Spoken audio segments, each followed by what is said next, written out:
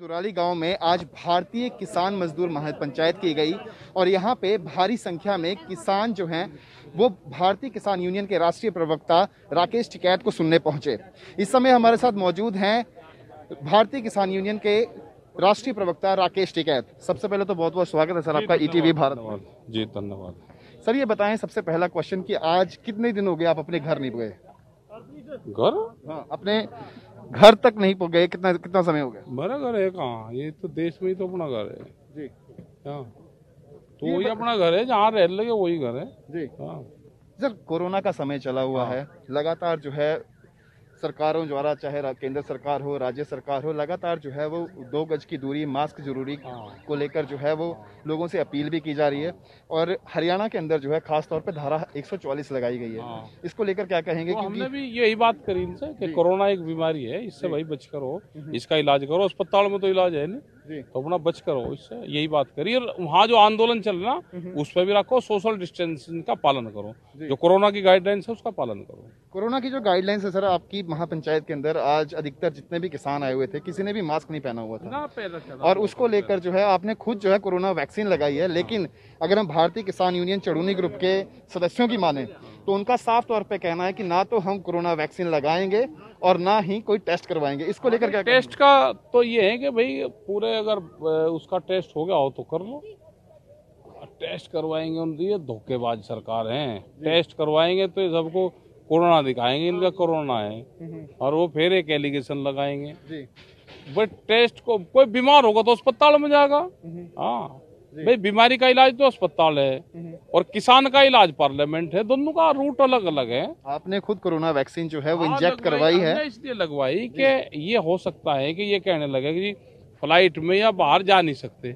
हम तो गुजरात गए तो पासपोर्ट लेके गए थे भाई, ये उसका कोविड की रिपोर्ट वो देखने लगे क्योंकि बाहर बहुत जाना पड़ा। बहुत स्टेट ये हो जाए ये वैक्सीन नहीं लगवाई तो फ्लाइट में नहीं जा सकते, तो हमने लगवाई थी। लगवा लेनी चाहिए। कोरोना एक वो है, हमने जो पुलिस के लोगों ने इंजेक्शन लगवाया उसी में से ही हमने लगवाई कि कहीं धोखा तो नहीं। सरकारी कर्मचारी लगवाएगा उसी में से ही हमारा लगा भाई, तो कम से कम बताएंगे तो क्या होता है, क्या इसका हारी बीमारी है। आम जनता को लगवाने से पहले हमने लगवाई, फिर हमने कहा कि भाई इसको लगवा लो। जी सर, ये बताएं कि बीते वर्ष से लेकर अब तक जो है वो किसान आंदोलन लगातार जारी है।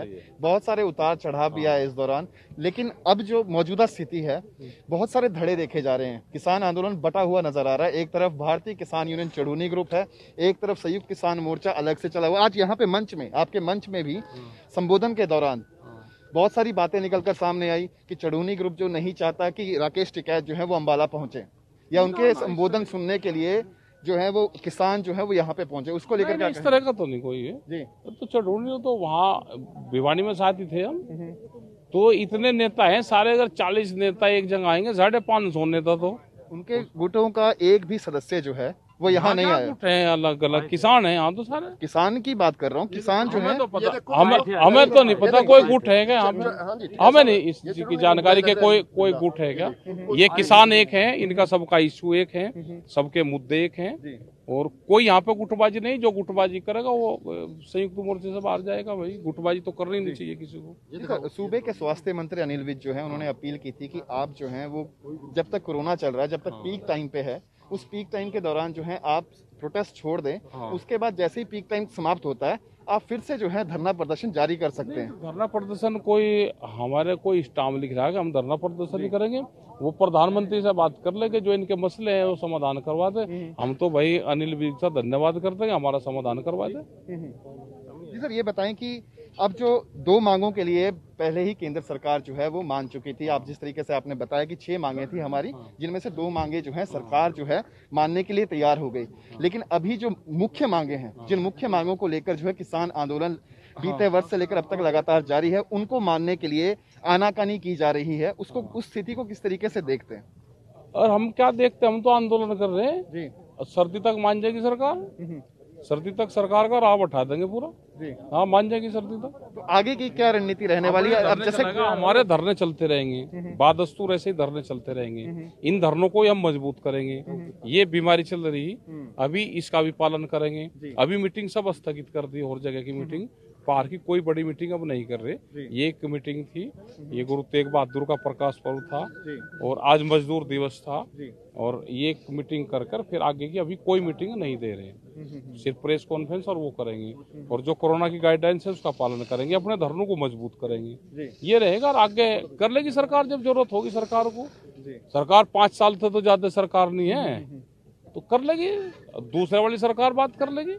हाँ जी सर, एक आखिरी सवाल कि जो किसान जो हैं टोल प्लाजा पे डटे हुए हैं, दिल्ली के सराउंडिंग एरियाज में डटे हुए हैं, वहाँ पे जो है अब जैसे धान की कटाई का समय था, तो अब उनको किस रणनीति के तहत जो है एक बार फिर से वहाँ पे जुटने के लिए बुलाया जा रहा है? ये तो जा रहे, धरने चल रहे, बहुत जगह धरने चल रहे हैं, लेकिन रणनीति अब क्योंकि जो संख्या थी वहाँ पे वो कम, तो किसान है अपने आप चला लगा, या रणनीति से ना चले, ये तो विचार से चलेगा।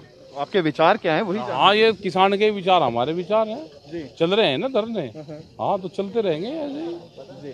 हाँ, ये वैचारिक क्रांति है, और वैचारिक क्रांति बंदूक से नहीं दबती, वैचारिक क्रांति विचार से ही दबेगी। ये वैचारिक क्रांति है, सरकार जब तक बात नहीं मानेगी ऐसे ही चलती रहेगी।